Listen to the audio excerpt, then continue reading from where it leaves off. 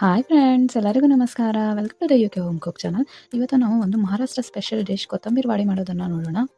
ಇದಕ್ಕೆ 1 ಕಪ್ ಆಗುವಷ್ಟು ಕಡಲೆ ಹಿಟ್ಟನ್ನು ತಗೊಳ್ಳಿ. ಆ ಕಡಲೆ ಹಿಟ್ಟಿಗೆ 2 ಚಮಚ ಆಗುವಷ್ಟು ಅಕ್ಕಿ ಹಿಟ್ಟನ್ನು ಹಾಕಿ. ಅಕ್ಕಿ ಹಿಟ್ಟು ಹಾಕೋದ್ರಿಂದ ಕ್ರಿಸ್ಪಿ ಆಗಿರುತ್ತವೆ. ಒಂದು ಅರ್ಧ ಚಮಚ ಅರಿಶಿಣವನ್ನು ಹಾಕಿ, ರುಚಿಗೆ ತಕ್ಕಷ್ಟು ಉಪ್ಪನ್ನು ಹಾಕಿ, 1 ಗ್ಲಾಸ್ ಆಗುವಷ್ಟು ನೀರನ್ನು ಹಾಕಿ ಇದನ್ನು ಚೆನ್ನಾಗಿ ಕಲಸಿಕೊಳ್ಳಿ. ಮೀಡಿಯಮ್ ಆಗಿ ಕಲಿಸ್ಕೊಂಡು ಒಂದು ಬ್ಯಾಟರ್ ರೆಡಿ ಮಾಡಿಟ್ಕೊಳ್ಳಿ. ಈ ಥರ ಕನ್ಸಿಸ್ಟೆನ್ಸಿ ಇರಬೇಕು, ಹಾಲಿನಾಗೆ ಕನ್ಸಿಸ್ಟೆನ್ಸಿ ಇರಬೇಕು. ಈ ಥರ ಇದನ್ನು ಸೈಡಲ್ಲಿ ತೆಗೆದಿಟ್ಕೊಳ್ಳಿ. ಒಂದು ಕಡೆಯಲ್ಲಿ 4 ರಿಂದ 5 ಚಮಚ ಆಗುವಷ್ಟು ಎಣ್ಣೆ ಹಾಕಿ, 1 ಚಮಚ ಆಗುವಷ್ಟು ಜೀರಿಗೆ ಹಾಕಿ, 5 ರಿಂದ 6 ಬೆಳ್ಳುಳ್ಳಿ ಮತ್ತು 3 ರಿಂದ 4 ಹಸಿಮೆಣಸಿಕೆಯನ್ನು ಕ್ರಷ್ ಮಾಡಿರೋದನ್ನು ಹಾಕಿ, ಕುಟ್ಟಿರೋದನ್ನು ಹಾಕಿ, 1 ಚಮಚ ಅಚ್ಚಕಾರದ ಪುಡಿ ಹಾಕಿ, 1 ಚಮಚ ಧನಿಯಾ ಪೌಡರ್ ಹಾಕಿ ಇದನ್ನು ಕೂಡ ಚೆನ್ನಾಗಿ ಮಿಕ್ಸ್ ಮಾಡಿ. ನೀವು ಜಾಸ್ತಿ ಹಸಿಮೆಣಸಿಕೆ ಹಾಕಿದರೆ ಅಚ್ಚಕಾರದ ಪುಡಿ ಸ್ವಲ್ಪ ಹಾಕ್ಬೋದು, 2 ಬ್ಯಾಲೆನ್ಸ್ ಮಾಡಿ. 1 ಚಮಚ ಆಗುವಷ್ಟು ಎಳ್ಳು ಹಾಕಿ, ಬಿಳಿ ಎಳ್ಳು, ಅರ್ಧ ಬಟ್ಲ ಆಗುವಷ್ಟು ಕಡಲೆ ಬೀಜ ಪೌಡರ್ ಹಾಕಿ. ಇಲ್ಲಿ ನಾನು 2 ಕಪ್ ಆಗುವಷ್ಟು ಕೊತ್ತಂಬರಿಯನ್ನು ಚೆನ್ನಾಗಿ ತೊಳೆದು ಒಣಗಿಸಿ ಈ ಥರ ಕಟ್ ಮಾಡಿ ಇಟ್ಕೊಂಡಿದ್ದೀನಿ. ಅದನ್ನು ಕೂಡ ಕಡೆಯಲ್ಲಿ ಹಾಕಿ ಚೆನ್ನಾಗಿ ಮಿಕ್ಸ್ ಮಾಡಿ ಇದನ್ನು ಚೆನ್ನಾಗಿ ಹುರ್ಕೋಬೇಕು. 2 ರಿಂದ 3 ನಿಮಿಷ ನೀರಿರದಂತೆ ಈ ಥರ.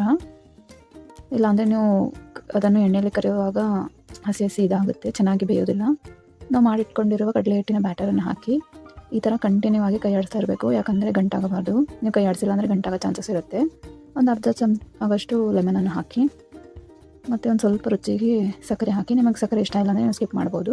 ಚೆನ್ನಾಗಿ ಕಲಸಿ ಈ ಥರ 2 ನಿಮಿಷ ಬೇಯಿಸಿ. ಈ ಥರ ಗಟ್ಟಿ ಆಗೋವರೆಗೂ ಚೆನ್ನಾಗಿ ಬೇಯಿಸಬೇಕು. ಈಗ ನೋಡಿ ಕಡೆಯನ್ನು ಬಿಡ್ತಾ ಇದೆ, ಎಣ್ಣೆ ಒಂದೇ ಕಡೆ ಆಗ್ತಾ ಇದೆ. ಆದಮೇಲೆ ಗ್ಯಾಸನ್ನು ಆಫ್ ಮಾಡಿ ಒಂದು ಪ್ಲೇಟಿಗೆ ಎಣ್ಣೆಯನ್ನು ಸವರಿ, ಒಂದು ಸ್ವಲ್ಪ ಎಳ್ಳನ್ನು ಹಾಕಿ, ಮಾಡಿರೋ ಮಿಕ್ಸರನ್ನು ಹಾಕಿ ಈ ಥರ ಈವನಾಗಿ ಸ್ಪ್ರೆಡ್ ಮಾಡ್ಕೊಳ್ಳಿ. ಈ ಥರ ಇದನ್ನು 30 ನಿಮಿಷ ತಣ್ಣಗೆ ಹಾಕಿಬಿಡಿ. ಅದು 30 ನಿಮಿಷ ಆದಮೇಲೆ ಇವನ್ನು ಚೆನ್ನಾಗಿ ಕಟ್ ಮಾಡ್ಕೊಳ್ಳಿ. ನಿಮಗೆ ಯಾವ ಶೇಪ್ ಬೇಕು ಆ ಶೇಪ್ ಕಟ್ ಮಾಡ್ಕೋಬೋದು ಈಸಿಯಾಗಿ. ನೋಡಿ ಎಷ್ಟು ಈಸಿಯಾಗಿ ಬರ್ತಾ ಇದೆ ಅಂತ, ಎಷ್ಟು ಚೆನ್ನಾಗಿ ಬಂದಿದೆ. ಇವನ್ನೆಲ್ಲ ಒಂದು ಕಡೆ ಸೈಡಲ್ಲಿ ಇಟ್ಕೊಳ್ಳಿ. ಈಗ ಬಿಸಿಗೆ ಕಾಯ್ದಿದ ಎಣ್ಣೆಯಲ್ಲಿ ಇವನ್ನು ಒಂದೊಂದಾಗಿ ಬಿಡ್ತಾ ಹೋರಿ. ಒಂದು 2 ರಿಂದ 3 ನಿಮಿಷ ಇವನ್ನು ಫ್ರೈ ಮಾಡ್ಕೋಬೇಕು. ಮೀಡಿಯಂ ಫ್ಲೇಮೆಲ್ಲ ಅಥವಾ ಹೈ ಫ್ಲೇಮ್ ಇಡಬೇಕು.